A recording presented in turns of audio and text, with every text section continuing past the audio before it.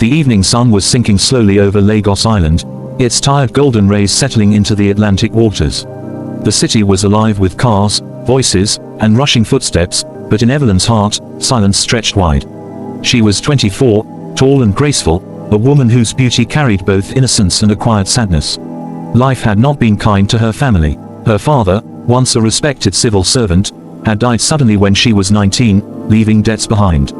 Her mother, a seamstress, struggled endlessly to feed Evelyn and her younger brothers. Evelyn had dreams of becoming a lawyer, but dreams were expensive in Nigeria.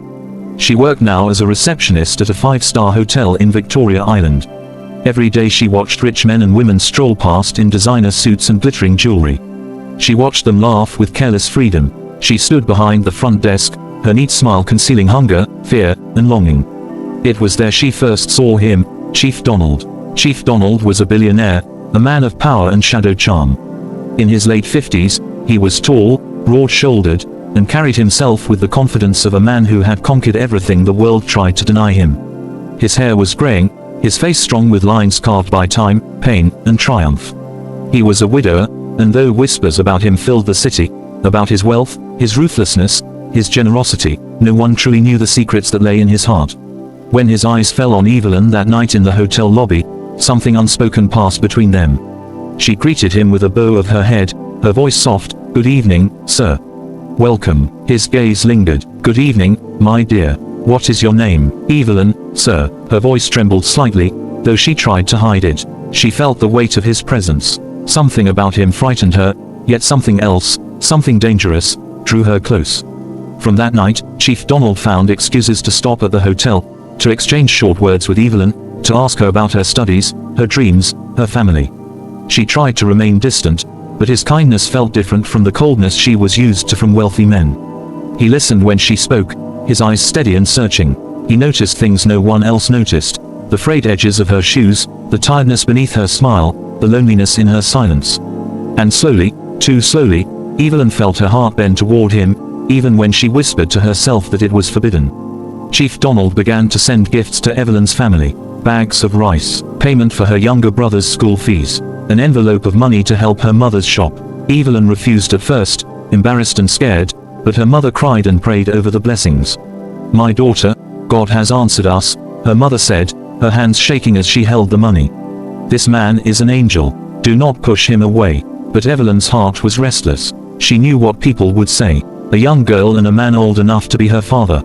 A billionaire and a receptionist. The scandal would drown them both. Yet the more she fought it, the stronger it grew. They began to meet in quiet places. A hidden garden behind his mansion. The back seat of his car, where city lights blurred into dreams. The small, private dining room of an exclusive restaurant. He never touched her with disrespect. Instead, he touched her with words, with presence, with an embrace that felt like safety after years of fear. "Why me?" she asked one night, tears burning her eyes. "You remind me of everything I lost," he said. His voice was deep, rough with emotions he rarely showed. "And everything I still hope for. But I am young. The world will mock me. They will call me your toy. Let them talk. Love is not given to the world. Love is between hearts that dare to embrace." She wanted to believe him. She wanted to drown in the warmth of his embrace and forget the whispers, the judgment, the world. But every love story in Nollywood has its shadow, and theirs was already waiting.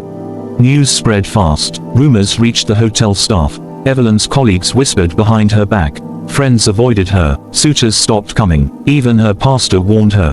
"This is dangerous," the pastor said sternly. "This man will destroy your destiny. He will use you and throw you away. Do not sell your future for comfort." Evelyn wept in the quiet of her room. Was she truly losing herself, or was she finding herself in the most unexpected place? Chief Donald stood firm. He began to speak openly of marriage. "Evelyn," he told her one night, "be my wife. Be my bride. Forget the noise of the world. Come and live in peace." Her heart raced. Marriage. To him, she had never imagined it, never dared. Yet the thought filled her with both hope and terror. Her mother prayed with joy. "God has lifted us, my daughter. You will be a billionaire bride." But Evelyn's younger brother, Daniel, was bitter. "You want to marry a man older than our father.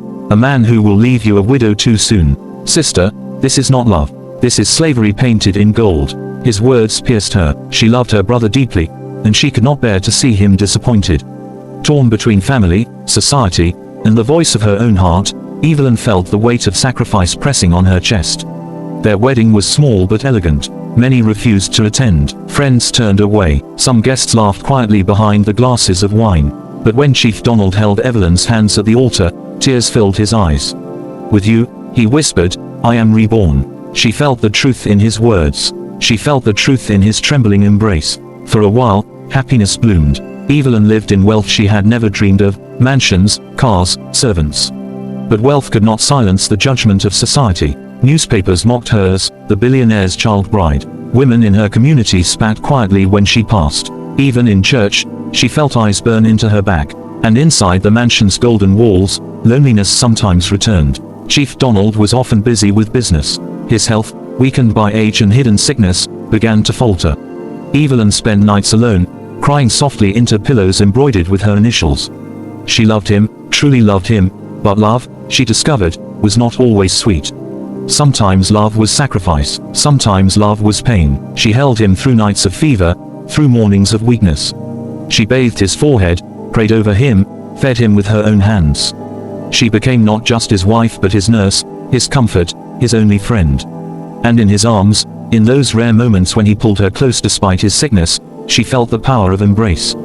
An embrace that healed, even when the world outside wounded. Chief Donald grew weaker. Doctors came and went. Money could not buy more time. Evelyn's heart broke every day as she watched the man who had given her everything fade before her eyes. One night, as the rain poured against the mansion windows, he called her to his bedside. His voice was faint, his hand cold in hers. "Evelyn," he whispered, "I was afraid of love until you. You gave me light in my final years. Promise me, even when I am gone, you will not regret us." Tears blinded her. "I promise," she whispered. "I will never regret loving you." He smiled weakly. "Then hold me, my love. Hold me one last time." She climbed into his arms, holding him close, her tears soaking his chest. In that embrace, their hearts beat as one. And there, in her arms, Chief Donald took his final breath. Evelyn wore black for many months. People whispered that she had married for money and now would inherit everything.